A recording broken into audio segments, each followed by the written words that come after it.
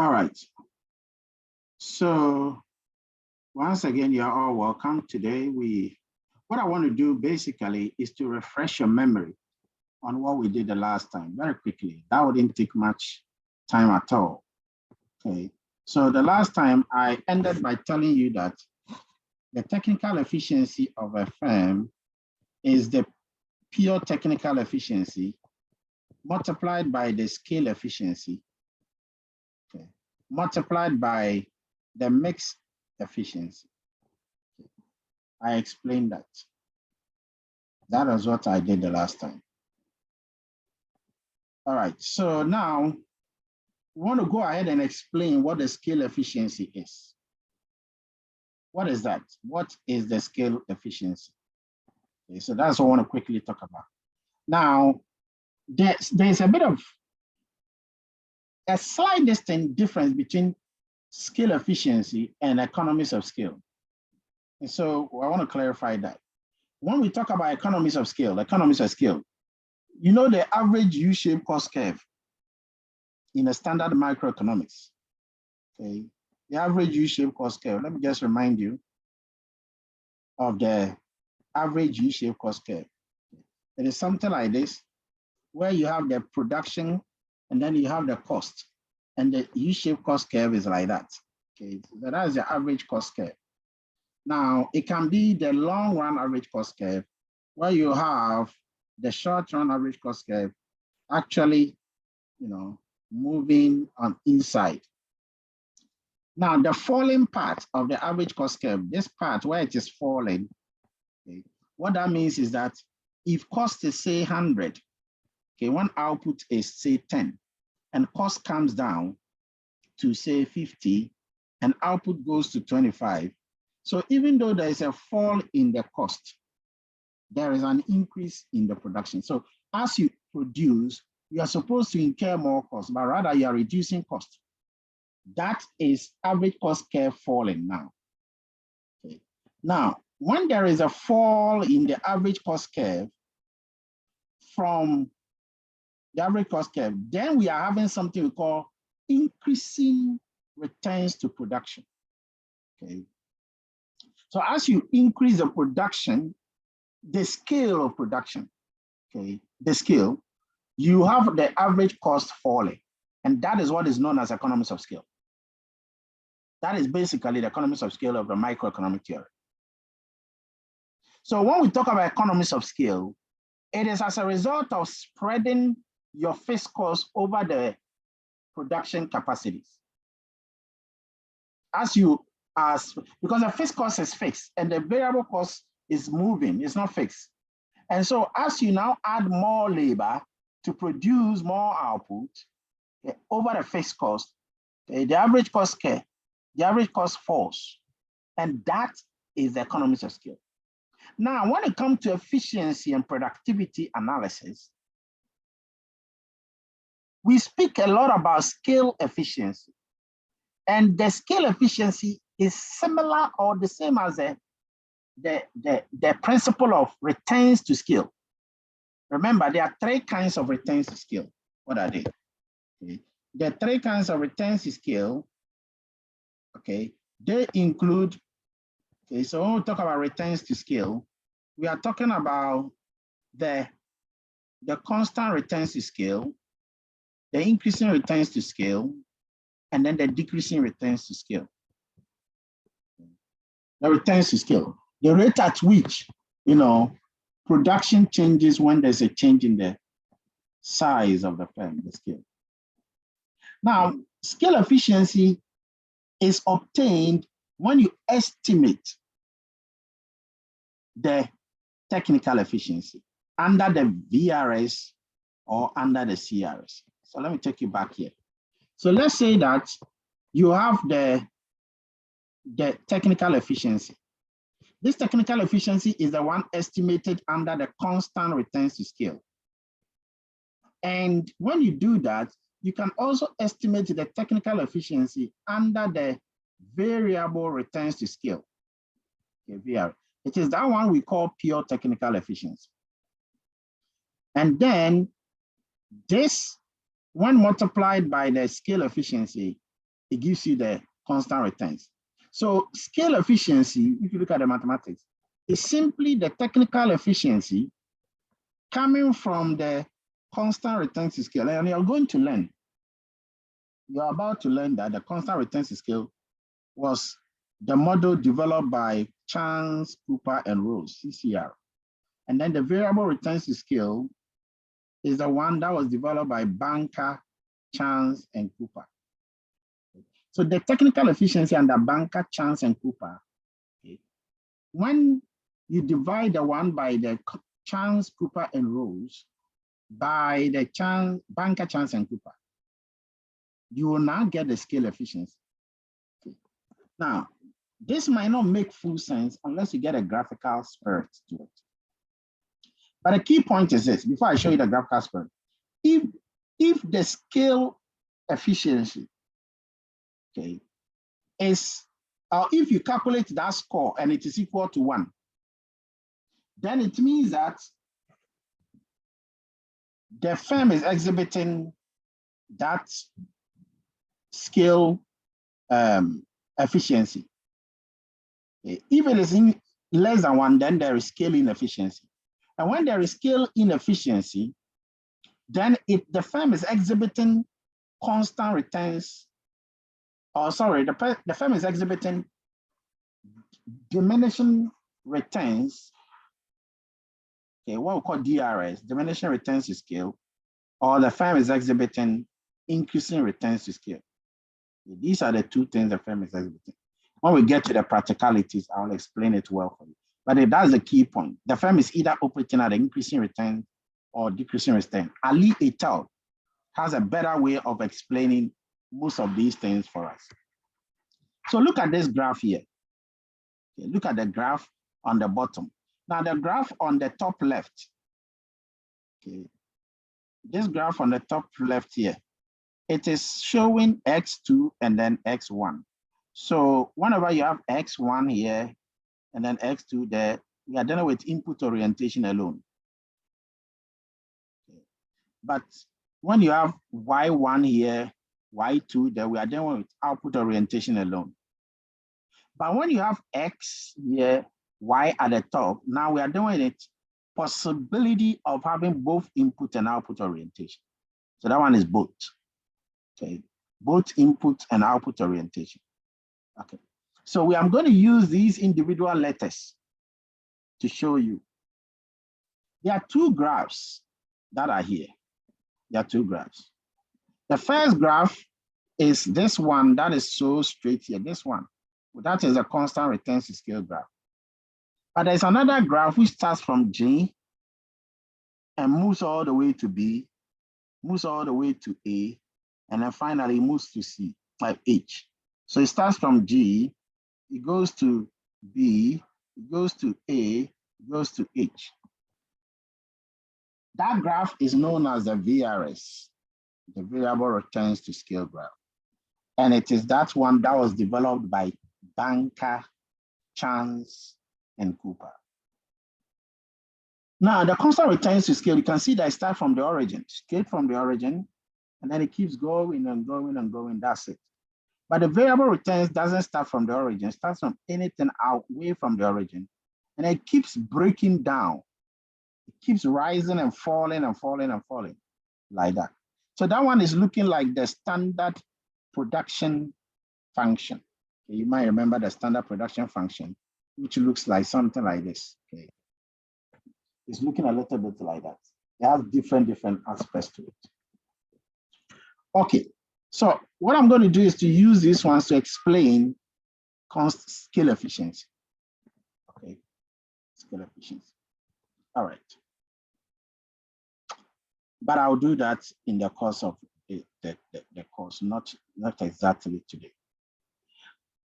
So key point is this. What is scale efficiency? Okay, I want to go back there because I want to quickly, what is scale efficiency?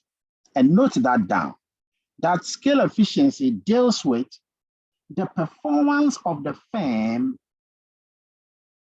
attributable to the size or the scale of the firm. but not necessarily attributable to the managerial expertise or proficiency or competency or mastery.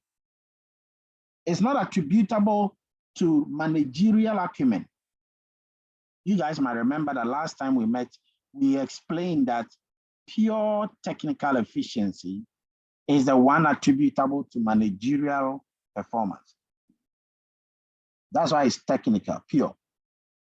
Now, the scale efficiency, which you are now realizing here, the scale efficiency is the performance of the industry, the technical efficiency of the industry, but that which is coming from the expertise. The last time I told you that a student will go to pre-sec secondary school, and that student will do so well. And another student will go to Dodowa Secondary School and will do so well. Both of them have done well. Doesn't mean that they are equally the same. They are not. Why? Because the person who went to Dodowa has done too well. Why? Because the one in pre-sec may have been helped by the skill, by the size of the school.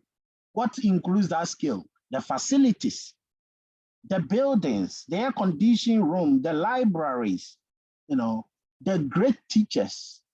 So that person may have leverage on all of these capacities, which is the size of the industry, of that firm. And that may have helped this chap to do well. But the one who is in Dodowa Secondary School, that person may not have all of this. He's living in a low light environment. The teachers are not all that great. They don't have any library. And yet the person was able to get 6 A's. It shows that that person is smarter relatively than the one in pre-sec, because the one in pre-sec, if the two of them were swapped, the evidence would have been clearer. So the skill, a bank can do well when that's doing well is not really attributed, or the majority of doing well is not coming from the management, intellectual capacity, but it's emanating from the size, the scale of operation of that particular insurance company or that particular country. So once you understand this, it helps you to be able to know how to operate. So keep that in mind, okay? The next, so that scale efficiency, let me just remind you again what it is. So the scale efficiency, the technical efficiency is equal to the pure technical efficiency times the scale, which means that the scale efficiency, when you divide both sides by the pure technical, okay, the scale efficiency is that technical efficiency, that overall technical efficiency divided by the pure technical efficiency. So when you take away the pure part from the technical efficiency, then we are talking about the scale efficiency. And when the scale efficiency is equal to 1, we say the firm is scale efficient. What does that mean? Well, what it means is that that firm is exhibiting constant returns to scale. That's what it means. Constant returns to scale.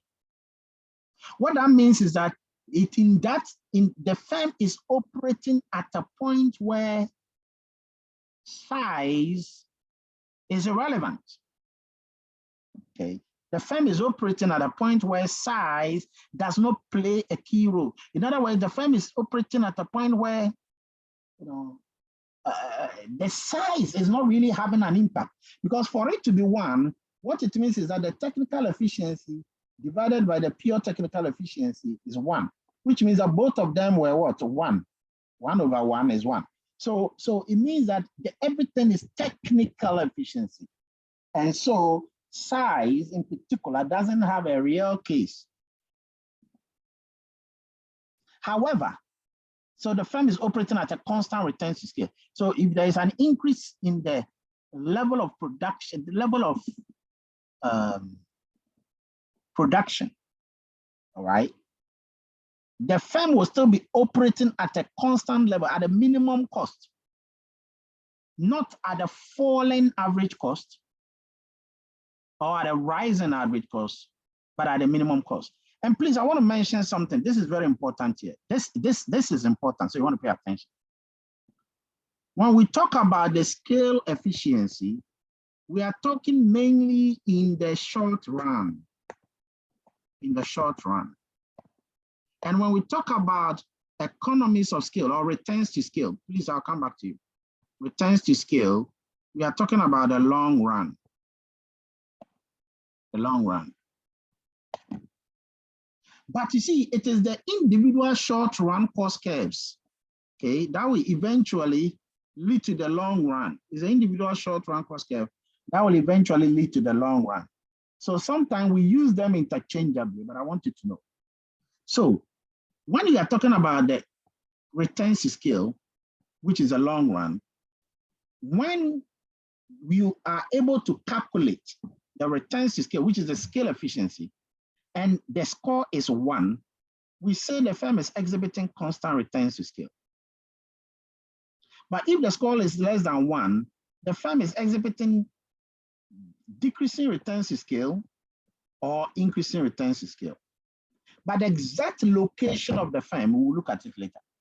Because there's a way you identify where the firm is exactly. So this decreasing returns and increasing returns, okay, that one, the exact location is not. Now, even though I've used those words, we call decreasing returns, okay, we call it like diseconomies of scale, and then increasing returns, we call it economies of scale.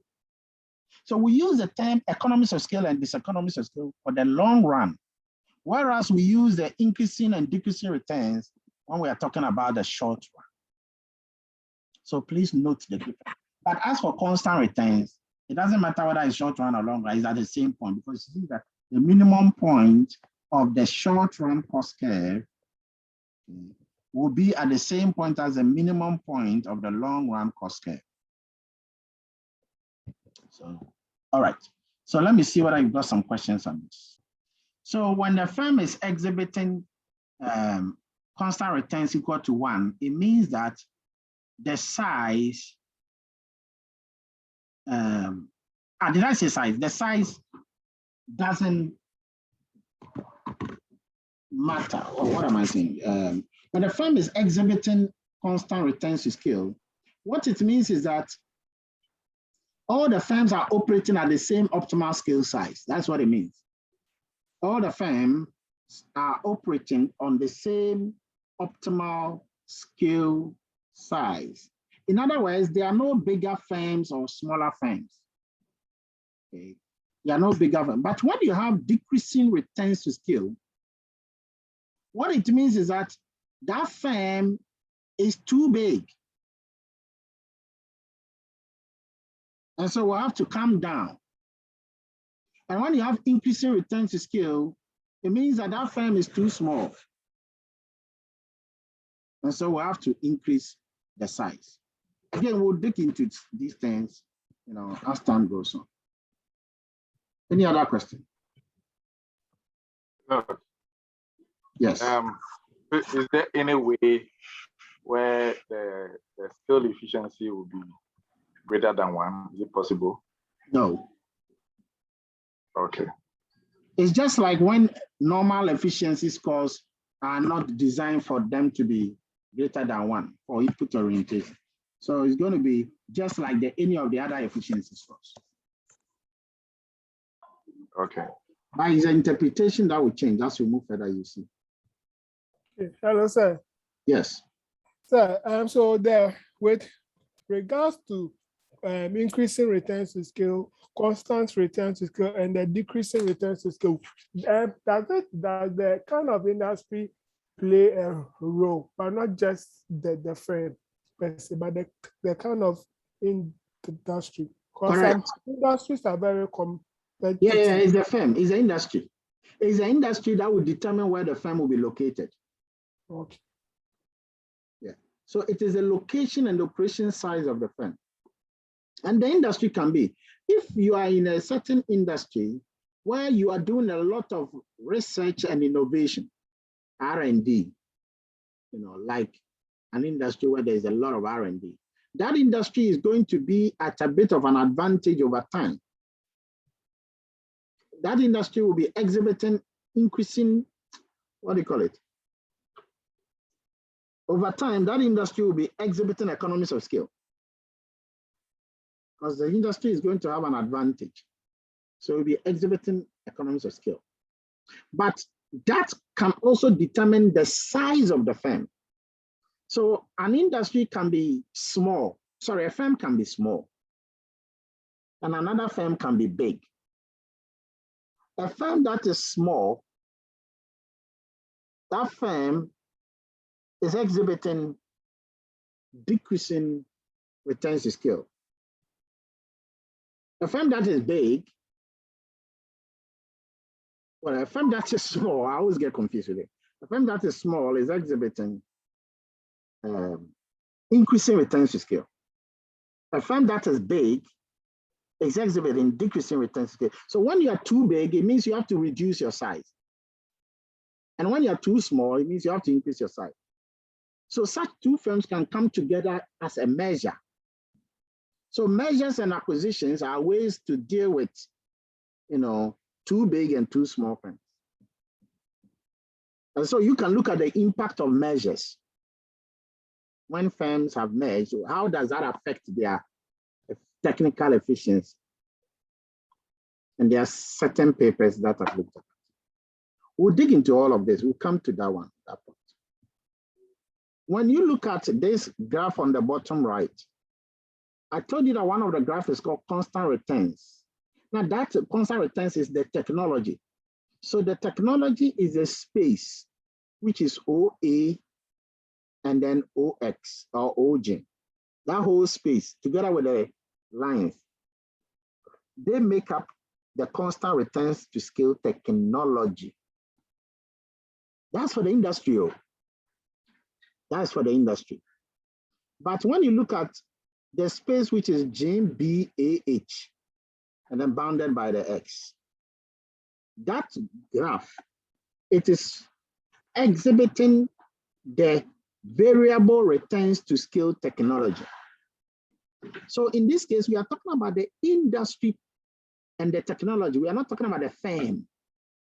So when it is the firm, we are dealing with CRS, IRS, DRS. That's for the firm. But when we are talking about the industry, we are talking about CRS, VRS. Yeah, CRS, VRS. I'll look deeply into this. Let's go to the next one. The next one is allocative efficiency. Allocative efficiency. Allocative efficiency. Now, before we go to allocative efficiency, look at this graph. So this graph is exhibiting almost all of the efficiency measurement you might find as we go further. Okay, the first one at the top is the profit efficiency. Profit efficiency. Profit efficiency can be split into two ways. One is revenue efficiency and cost efficiency. They are on the extreme. Revenue efficiency and then cost efficiency. Another way of splitting the profit efficiency is technical efficiency and then allocative efficiency. That's what you see in the middle. Technical, allocative. Okay. When you go to the revenue efficiency on the left or the cost efficiency on the right, they too can be decomposed. They can be split into technical efficiency and allocative efficiency. And then sometimes some even bring in the scope economies. Scope economies. That's what you see on the far right. As for technical efficiency, we know. But you know that the technical efficiency itself can be split into the pure technical efficiency, mixed efficiency, and the scale efficiency, which we have gone through that. What we are left now is an allocative efficiency. What is that? Well, basically, I told you, as you can see, that cost efficiency is split into technical and allocative. What is the technical part? The technical part we know. Now we know the technical part, attributable to management. So the technical efficiency is the efficiency of the firm on the cost side attributable to management. So management have done so well that they are doing so well that they have been able to bring costs down. They have been able to ensure cost efficiency. That one is cost efficiency attributable to managerial efficiency or technical efficiency. What about the allocative part? Well, the allocative inefficiency, and this again is on the cost. It is when you choose the wrong input combinations given the prices. You choose the wrong input combinations given the, if it is allocative efficiency, you will say you choose the right input combinations given the input prices. You can also have the allocative efficiency or inefficiency on the revenue side, even on the profit side, as I showed in the table. So what is this allocative inefficiency? So the idea is that if you don't do well as a firm, it may be because you are underutilizing or you are wasting the resources. Technical efficiency deals with choosing the correct input combination. That's technical efficiency. The technical efficiency is using the current input level to get the higher output level, or using the current output level, generating the current output level from a lower input level. So that one, what you are doing is that you are lowering the input and you are getting the same output. Remember, you are lowering them. We are not talking about mixing, doing the lowering process. The allocative deals with how you mix the two when you are lowering them, don't forgetting the prices. So let's say that you have an allocative efficiency score of 80%. What does that mean? What that means is that the firm can reduce the current cost. Because remember, it's coming from the cost. You can reduce the current cost by 20% if you choose a more cost-efficient input mix.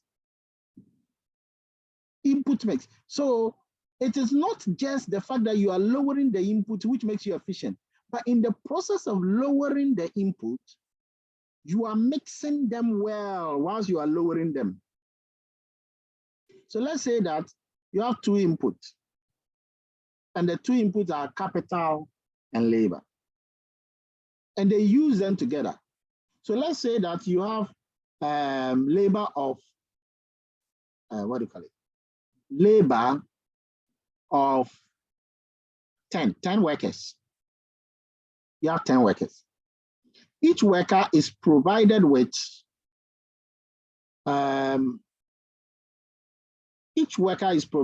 one computer, one table, one computer, one chair, and 2 mobile phones. That is how you've had it all this while. One computer, one chair, 2 mobile phones. Now, when you look at a computer, it's a capital. The 2 mobile phones are capital. The chair is a capital, and the worker is a labor. Now, you decided that you will cut down on the input. So these 10 workers, you're going to reduce them to 5. But in the process of that, you're going to also reduce all the other fixed assets, all the other capital variables, the resources. You're also going to cut each one of them by that same 50%.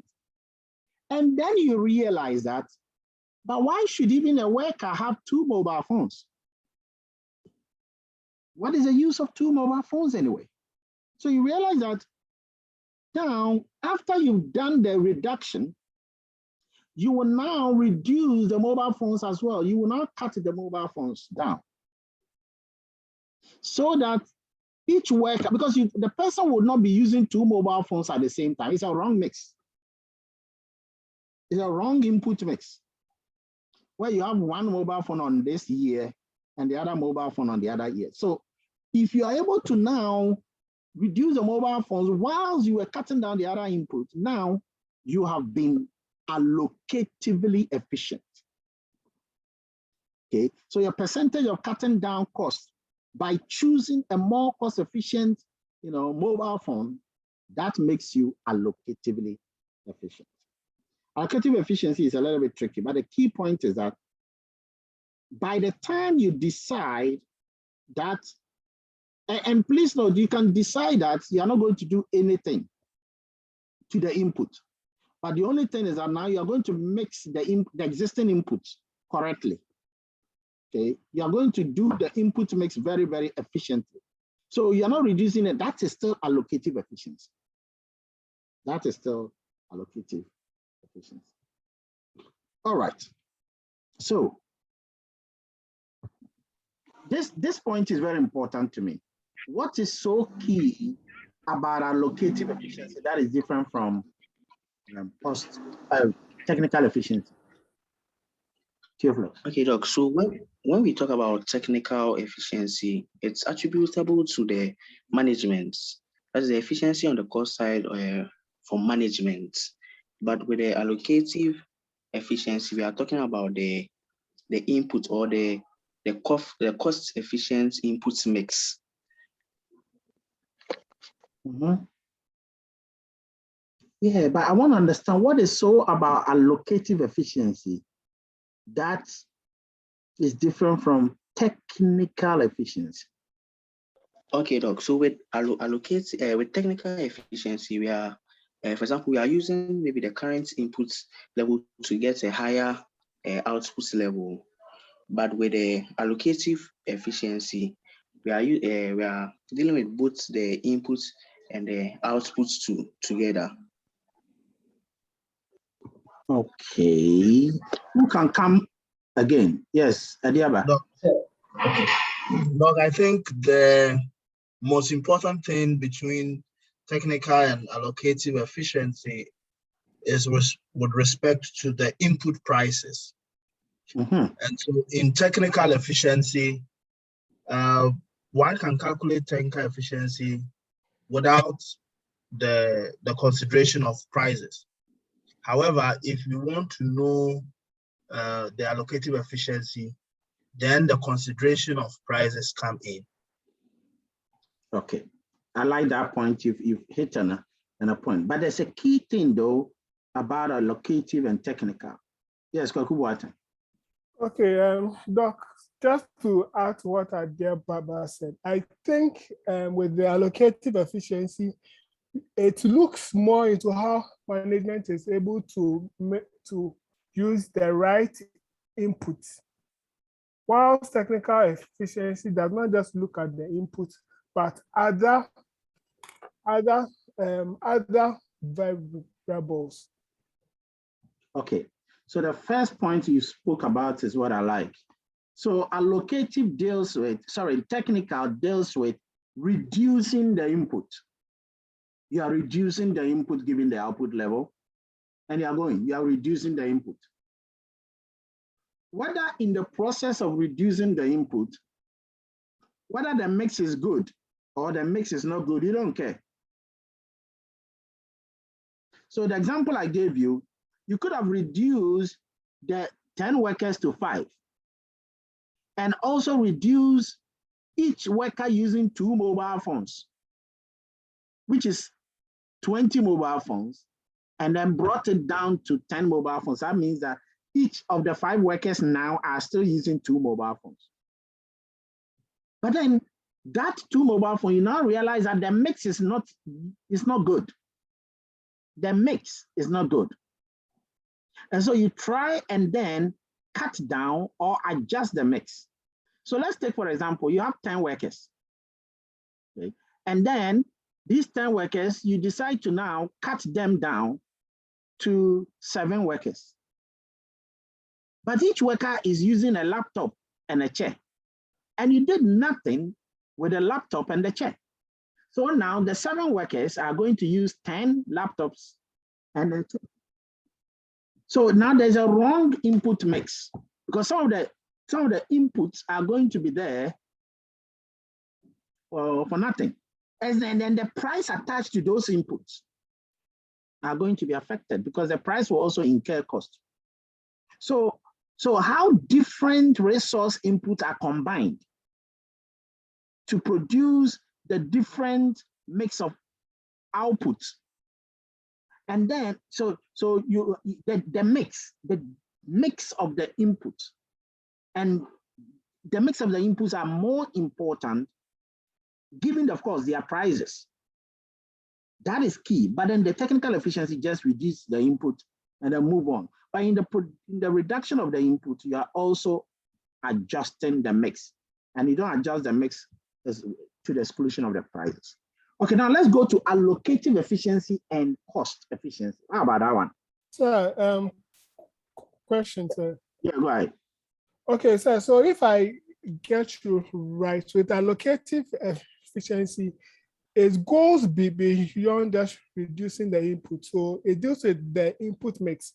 So let's take a commercial bank. Some commercial banks give cars to their marketing teams. So in giving the cars, maybe they can decide to give out maybe a 4-wheel drive or maybe simply a saloon car. A 4-wheel drive may not necessarily add any value, just like the way the smaller cars would. They might just do the same thing, but you are using a 4-wheel drive which costs more. Exactly. And also uses fuel. So in this case, you are being allocatively what? Inefficient. Inefficient. Okay. Exactly. So in this case, we do not reduce the input per se. It was just the type. The mix. Or the mix. Exactly. Yes. That's a fantastic point. So you do not, it's not per se. We do not reduce the input, okay, because that one is technical efficiency's job. But it's a mix. It's a mix that matters here. Now let's go to the cost efficiency and allocative. Remember, the cost efficiency is also called economic efficiency. Okay. So get to this point right when it comes to the cost efficiency. Okay. Of course, we will come to cost efficiency fully, but get this done. So allocative efficiency is dealing with resources are being used for producing the goods and services, but they are being used correctly. Okay, so you are reducing the resources, which is technical efficiency. In the process of reducing the resources, you are reducing them in correct proportions, correct mix. Okay. And then in the process of doing that, you are remembering that they have prices.